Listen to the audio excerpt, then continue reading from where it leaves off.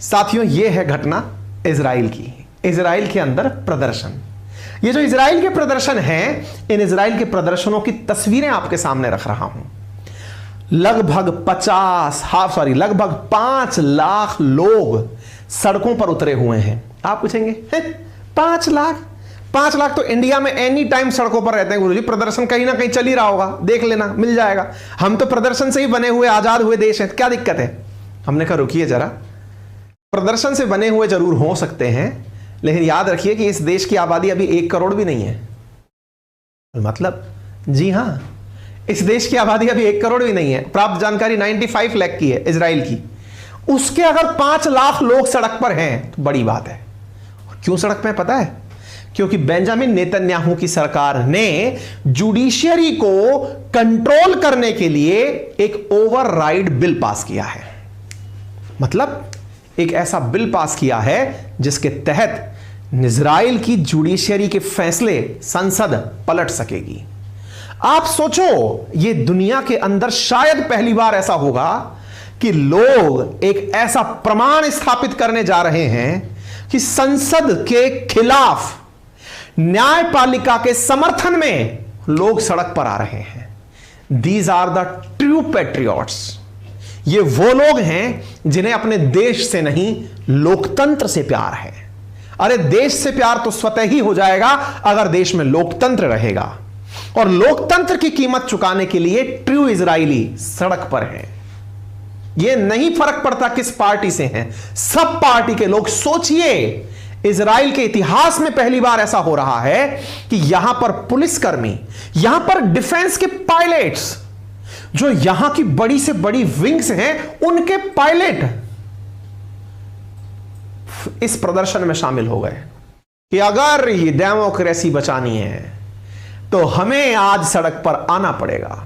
साथियों, यहां की राजधानी के पुलिस कमिश्नर नौकरी छोड़कर प्रदर्शन में शामिल हो गए कि नहीं, मुझे डेमोक्रेसी चाहिए, और डेमोक्रेसी खत्म हो जाएगी यदि हमारे कोर्ट की पावर को बदलने की पावर। सोचिए, कोर्ट से कितनी उम्मीदें होती हैं साथियों।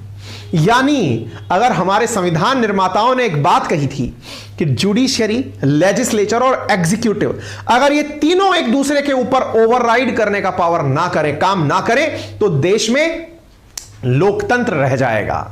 दुनिया में जब जब न्यायपालिका को दबाने का प्रयास भीड़ तंत्र के प्रयास के कारण किया गया है, दुनिया को हमेशा तानाशाही देखने को मिली है।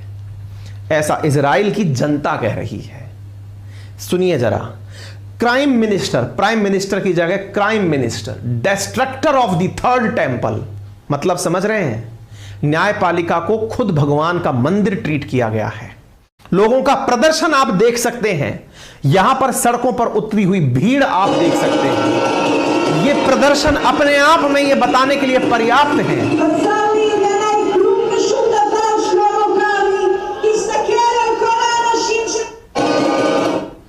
कुछ समझ पा रहे हैं आप? और इन प्रदर्शनों को 10 सप्ताह हो चुके हैं। शनिवार को 11 मार्च को यहां पर जो प्रदर्शन हुए वो इजरायलियों के लगभग 5 लाख लोगों का प्रदर्शन था। अगर टाइम्स ऑफ इजराइल की बात को मान लिया जाए तो इजराइल की राजधानी तेल अवीव में 2 लाख प्रदर्शन के लिए लोग एकत्रित हुए थे।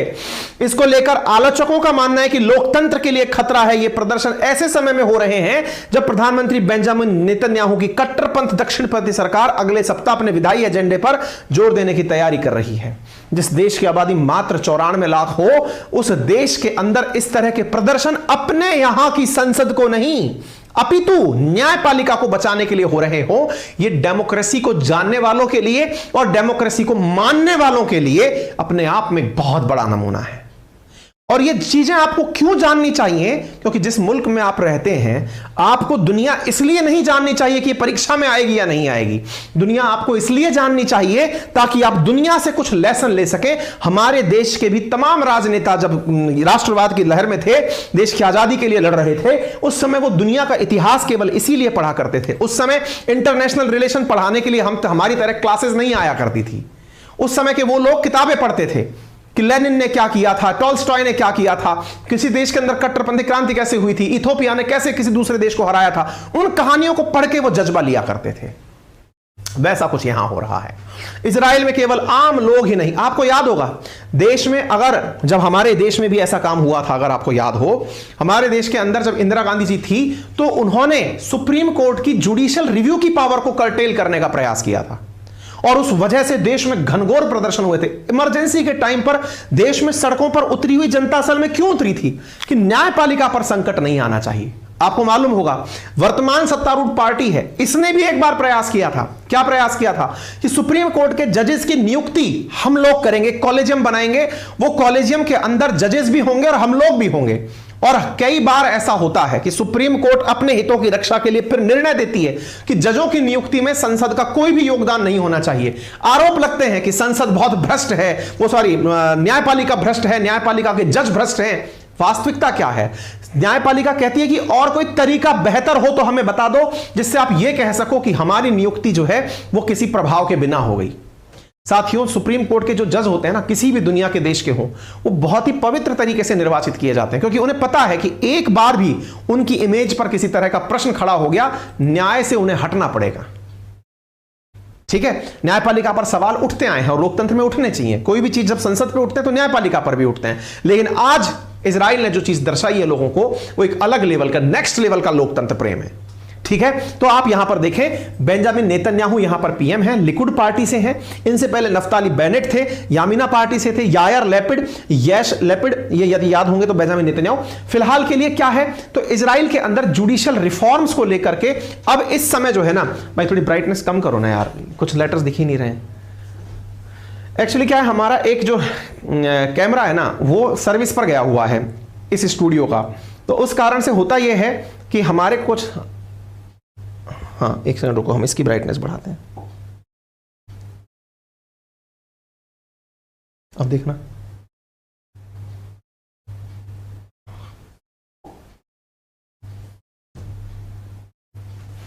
थोड़ी सी बढ़ाओ, हम अंधेरे में लग रहे हैं इसमें। वापस लो, वापस लो, बस ठीक है। ठीक है, तो यहां पर जो आप देख रहे हैं ना, ये इजरायली जुडिशियल रिफॉर्म्स जो हुए थे, इन जुडिशियल रिफॉर्म्स के ऊपर अब प्रॉपर तरीके से विकिपीडिया पर एक वो बन चुकी है, मतलब क्या कहते हैं उसको, पेज बन चुका है, जिसमें लोग ये दर्शाने की कोशिश कर रहे हैं कि किस तरह से इजराइल के अंदर दिक्कतें हुई हैं। ठीक है, हाँ जी, हम पूरी तरह अब अंधेरे में दिख रहे हैं, लेकिन बस हमारा इलाज कर दो हल्का सा। ठीक है साहब, चलिए, तो ये प्रदर्शन क्यों हो रहे हैं ये हमने आपको बता दिया। क्यों? क्योंकि हाल ही में यहां पर एक बिल पास किया गया, जिस बिल के तहत ये कहा गया था कि जो भी जुडिशरी फैसले लेगी, उन फैसलों को, सुप्रीम कोर्ट के जो फैसले होंगे, उन फैसलों को ये पलटने की ताकत रखेंगे। कौन? न्यायपालिका के फैसलों को संसद पलट सकेगी। और ऐसी स्थिति में इस बिल के ऊपर चर्चा हुई, तो चर्चा होने पर यह सिर्फ निर्णय हुआ। आप यहां पर अंदाजा लगाइए, इजराइल की सेना जो है ना, असल में क्या है, इजराइल के अंदर जो सेना है उसमें मैंडेटरी है जाना, मतलब लोग जो है वो मैंडेटरी जो है वो तरीके से मतलब जा सकते हैं, जा सकते नहीं, जाना होता है सरकार सेना के अंदर। तो यहां पर जो लोग रिजर्व फोर्स के लोग हैं, जो पायलट्स हैं, उन्होंने अपनी सेवा देने से मना कर दिया है। जस्टिस मिनिस्टर ने जब अपना प्लान बताया तो लोग प्रदर्शन करने के लिए सड़कों पर उतर आए, और सड़कों पर उतर के आने के बाद इनकी संसद को नेसेट कहते हैं। ठीक है, तो ऐसी स्थिति में इजराइल जो है, वहां पे जो पायलट्स हैं, वो पायलट्स अपनी फ्लाइट उड़ाने से मना कर दिए हैं। सोचिए, 40 में से 37 रिजर्व पायलट्स, वो पायलट्स जो इनके F-15 उड़ाते हैं, F-16 उड़ाते हैं, उन्होंने इनकार कर दिया कि हम भाई नहीं उड़ाएंगे, क्योंकि हमें कुछ भी लड़ाई नहीं लड़नी देश के लिए, हमें पहले अपने देश की लड़ाई लड़नी है। अगर हम अपने देश की लड़ाई में सक्सेसफुल हो गए तो हम आगे जाकर के कुछ काम कर पाएंगे। आपको मालूम होना चाहिए, ये वही रिजर्व पायलट्स हैं जिनके द्वारा एयर स्ट्राइक कुछ दिन पहले सीरिया पर की गई थी। यानी ऐसे ऐसे लोग जो देश की हिफाजत करने के लिए बॉर्डर पर लड़ाई लड़ते हैं, उन्होंने कहा बॉर्डर पर बाद में लड़ेंगे, लेकिन पहले देश में लड़ना जरूरी है। अब आपको सवाल बनेगा दिमाग में, देश के सिक्योरिटी फोर्सेस के लोग सड़क पर आ गए, इसका मतलब देखिए, कभी भी, ये भी मैं आपको क्लियर कर देता हूं, देश में कितना भी बड़ा संकट आ जाए, जितनी भी लॉ एंड एनफोर्समेंट एजेंसीज हैं या फिर जो ब्यूरोक्रेट्स हैं, वो कभी भी प्रदर्शन में शामिल नहीं हो सकते। ये एक्सट्रीम माना जाता है। उनके लॉज इस तरह के हैं, सर्विस रूल इस तरह के हैं कि ये कभी प्रोटेस्ट नहीं कर सकते। ठीक है, ना पुलिस कर सकती, ना फोर्सेस कर सकती, ना फिर ब्यूरोक्रेसी कर सकती। प्रोटेस्ट के लिए सड़क पर नहीं आ सकते। अब ऐसी स्थिति में यहां पर ये जो चीज हो रही है, ये अपने आप में एक नेक्स्ट लेवल काम हो गया कि यार ये तो अल्टीमेट लेवल की परेशानी हो गई। लोगों ने पूछा कि ऐसी क्या नौबत आ गई थी कि नेतन्याहू इतना विरोध प्रदर्शन सहन करके जुडिशरी को अंडरमाइन करने का प्रयास कर रहे हैं। पता है आंसर क्या है? आंसर यह है कि नेतन्याहू के ऊपर केस चल रहा है भ्रष्टाचार का, और उस केस के चलते इनको चुनाव नहीं लड़ने दिया गया था। तो सोचो, नेतन्याहू ने सुप्रीम कोर्ट को ही अपने अंडर में लेने का बिल पास कर दिया भाई साहब के ऊपर 2019 में। मतलब एक वो था कि रिश्वत का मामला था, भ्रष्टाचार का मामला था। इनने कहा कोई बात नहीं। खुद के ऊपर ट्रायल से बेंजामिन नेतन्याहू इतने आहत हुए कि उन्होंने सुप्रीम कोर्ट को अपने अंदर में ले दिया। हटाओ भाई, करप्शन चार्जेस की 4 साल पुरानी खबर है ये। इन भाई साहब ने खुद ने कि भाई ठीक है, अपन तो अपने ऊपर अब कोई नहीं होगा। इसी वजह से इजराइल के लोग इन्हें कह रहे हैं कि यहां डिक्टेटरशिप आने का प्रयास किया जा रहा है। ठीक है, उम्मीद है कि आप लोगों को यह बात समझ में आए। मैंने जो आपको बात बताई है, देखिए इजराइल भारत का बहुत अच्छा मित्र है साथियों, लेकिन मित्रता का नतीजा यह निकले कि आप गलत मैसेज कहीं से ले लें। और यह जो गलत धारणा है ना, जो मैंने बहुत चिल्ला चिल्ला कर आपको बताई है, लोकतंत्र, भीड़तंत्र और ये जो अंतर है तानाशाही, ये थोड़ा समझना होगा आपको। तानाशाही की शुरुआत भीड़तंत्र से ही होती है। भीड़ सोचती है कि मेरी सुनवाई हो रही है, जो कम है उसका कोई मुझे मतलब नहीं है। ठीक है, अच्छी बात है। ऐसे ही देश की आजादी से पहले भी हुआ था। क्या हुआ था? देश की आजादी के समय देश के मतवालों को लगा कि अब तो लड़ाई हमारी उससे है। किससे? अंग्रेजों से है। भगाओ अंग्रेजों को, हमारे तो आपस में कोई दिक्कत ही नहीं है। अगर ऐसा ही था देश की आजादी से पहले, हम सब भारत वाले एक तरफ थे, अंग्रेज एक तरफ थे, भगा दिया हमने, उसके बाद समस्याएं खत्म हो गई क्या? उसके बाद क्या हमारे देश में और राजनीतिक पार्टियां नहीं बन गई क्या? कांग्रेस से ही और पार्टियां निकल निकल के बाहर नहीं आ गई क्या? आ गई ना। तो पहले सब एक होकर के एक दुश्मन से लड़े, फिर जब एक हो गए, फिर सब देश आजाद हो गया। अब किससे लड़े? लड़ने की जिसको आदत हो जाती है उसको लड़ना है भाई किसी से। फिर किससे लड़ोगे आप? फिर अपने ही लोगों में से पार्टियां बनना शुरू हुई। कांग्रेस से टूट के कुछ और कांग्रेस बन गई, कांग्रेस का खुद का विभाजन हो गया। इसका मतलब समझ रहे हैं आप? कहने का सीधा सा अर्थ यह है कि लोकतंत्र, भीड़तंत्र और तानाशाही, ये लेवल है, थोड़ा थोड़ा चढ़ता चला जाता है। लोकतंत्र में क्या होता है? लोकतंत्र में लोगों को लगता है कि जिसका जनमत है, जिसके पास में बहुत बड़ा वोट बैंक है, वो सरकार बनाएगा। अच्छी बात है, लेकिन सरकार बनाते ही फिर जुडिशरी खड़ी हो जाती है बगल में आकर के कि सुनो भैया, आप जितने लोगों के वोट से जीते हो, इसका मतलब यह नहीं है कि आप उन्हीं की केवल केयर करोगे।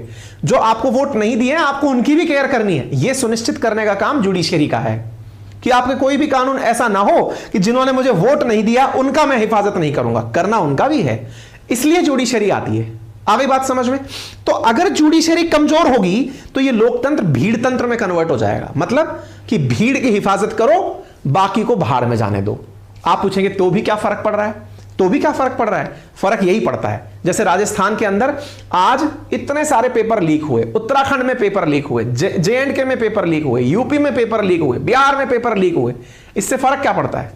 जब भीड़तंत्र आता है, यानी कि जनतंत्र को यह लगता है कि हम लोग बहुत संख्या में हैं, हम जीत जाएंगे, तो फिर आपके अंदर ही जो विरोध की आवाजें हैं उनको कोई नहीं सुनता। क्यों? क्योंकि आप यूनिफाइड थे किसी एक मुद्दे को लेकर के। आप जब यूनिफाइड थे किसी एक मुद्दे को लेकर के, तो भीड़तंत्र का जो बहुत बड़ा नुकसान है वो क्या है? आपके अपने मुद्दे दबा दिए जाते हैं। आपके अपने मुद्दे, आपने कहा मुझे सड़क चाहिए, बक सरकार मिल गई, कम है क्या? आपने कहा मुझे रोजगार चाहिए, पागल हो रहा है क्या? ये किस चिड़िया का नाम है? आपने कहा मुझे ये चाहिए, न्याय चाहिए, पागल हो गया तू? न्यायपालिका तो हाथ में मेरे। अर्थात लोकतंत्र, भीड़तंत्र। अब भीड़तंत्र से ऊपर चलता है फिर तानाशाही। उसमें क्या होता है? उसमें फिर कहा जाता है कि एक काम करो, इनकी हिफाजत करने बार बार कौन आता है? बोले इनकी हिफाजत करने न्यायपालिका आती है। बोले पकड़ो इसको, आज से तुम मेरे अंडर में रहोगे। यहां पर भी ऐसा हो रहा है। ठीक है, उम्मीद है आपको बात समझ में, और सबको यह बात समझ में आनी चाहिए। RNA बाय अंकित अवस्थी हमारा एप्लीकेशन है। इन दुश्मनों को जो मुंहतोड़ जवाब देने की ताकत है ना, वो केवल आप में है। और वो ताकत यही है, इनको लीक करने दो, लेकिन आप लीक पर डिपेंडेंट मत रहो। और अगर लीक पर डिपेंडेंट नहीं रहेंगे तो आपका एक छोटा सा कंट्रीब्यूशन क्योंकि साथियों बहुत बड़ी टीम है, बहुत समय लगता है, बहुत बड़ा कंटेंट तैयार होता है आपके सामने। हर महीने हम कुछ ना कुछ बड़ा काम करने की कोशिश कर रहे हैं। जब एक बार उतरेंगे तो फिर समाज के लिए भी, क्योंकि देखिए चैरिटी बिगन्स एट होम। अगर आप में से कुछ लोग ये कहेंगे ना कि सर आप कोर्सेज पे फीस क्यों रखते हो, मैं फीस इतनी नहीं, मैं ज्यादा भी रखूंगा आने वाले समय में। क्यों? क्योंकि अगर समाज को कुछ लौटाना है तो समाज से पहले आपको अर्जित करना पड़ेगा। मैं भीख मांगकर किसी को दान दूं, ये नहीं जमता मुझे जमता है कि मैं पहले कमा लिया, मैं समाज को लौटाऊंगा। मैंने लौटाया है। मैंने अपने लेवल पर ऑफलाइन क्लासेस चलाकर, जब मुझे अलाउ नहीं किया गया था ऑफलाइन का विज्ञापन करना, मैंने ऑफलाइन क्लासेस चलाकर अपने बच्चों को फ्री पढ़ाकर 3-3 बैचेस निकालकर मैंने कहा समाज को जब देने की बारी आई, और आगे भी आप देखिएगा ईश्वर ने चाहा तो समाज के लिए चाहे फ्री वृद्धाश्रम हो, अनाथालय हो, स्कूल्स हो, कॉलेजेस हो, ईश्वर देगा सामर्थ्य तो सब कराएंगे। मैं तो खैर कौन होता हूं, बस हाँ वो सामर्थ्य लेकिन आपसे जुड़ता है, और वो आपसे जुड़ता है हमारे विनर से। आप मिल ही लीजिए, है ना। टेस्ट देने आप जरूर पहुंचिएगा। बाकी कोर्स हमारा ये है और बिंदास तरीके से करिए, बढ़िया करेंगे हम और बढ़िया बनेंगे हम, है ना। चलिए फिलहाल के लिए इतना ही। अपना ख्याल रखें। आज काफी दिनों बाद मुलाकात हुई थी तो काफी लंबी मुलाकात हो गई आप सबसे। Thank you so much.